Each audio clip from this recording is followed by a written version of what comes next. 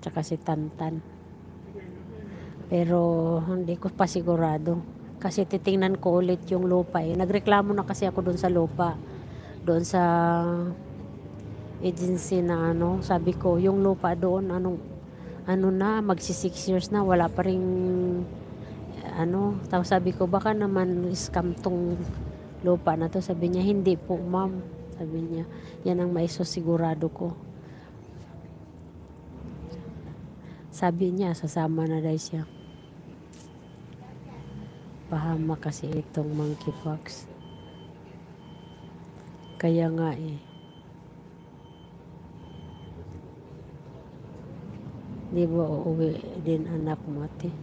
Hindi ko rin alam kasi magre-renew siya ng kontra. Ay no, lilipat daw siya ng ibang company. Sabi niya ganun. Kung lilipat siya, hindi siya makauwi niyan. Pero gusto kong pauwiin niya yata siya para makasama ko din kahit papano. Anong lupa sa Bukidnon natin? Hindi, yung sa Cebu.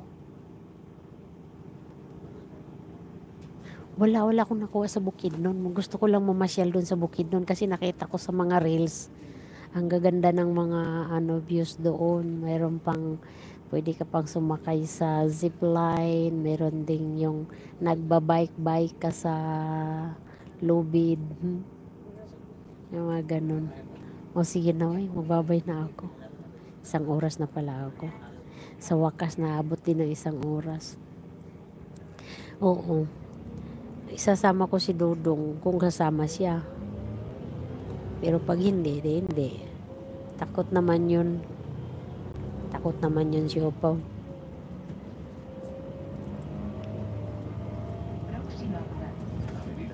Maganda talaga. Akala ko mapuntahan mo ay yung Cebu, ate. Napuntahan ko naman. Pumunta nga ako dun sa lupa ko, yung nabili kong 340 square meter doon sa Cebu. Kaya nagreklamo ako kasi bakit hanggang ngayon hindi pa rin naayos yung lupa ni wala man lang improvement kahit konti. Kala. Sama mo ha.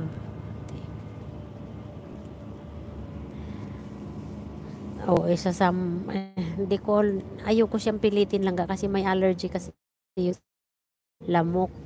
Pag nakagat yun ng lamok, namamaga yun. Buong katawan niya. Kaya kailangan kong bilhan siya ng lotion na off lotion pag umuwi siya. Kailangan paliguan ko siya ng lotion araw-araw. Tapos hindi siya pwedeng mag-short. Kailangan nakapantalon siya. Ay naka pants. Basta pants. O sige na, babay na mga langga. Salamat sa inyong lahat.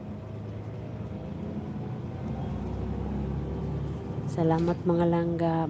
Chup. Babay na ako. Update dun sa lupa. Kaya wala development. Meron naman daw. Ang explanation sa akin. Ano daw. Nahirapan silang kumuha ng permit para mag-develop. Sabi ko, bakit naman nahirapan yung nadaanan namin na lupa, na subdivision ng Camellia Homes, nadaanan namin. Anong tawag nito? Ang ganda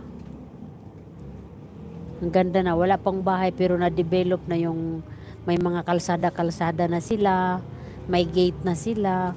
Yung sa amin wala, kahit ano wala. Ano bang ipapagawa mo doon natin? Wala. Gusto ko siyang pagawaan ng yung parang mga bahay-bahay, tapos bahay bakasyonan lang yun eh. Tapos ilagay ko sa Airbnb. Kasi maraming mga beaches doon malapit.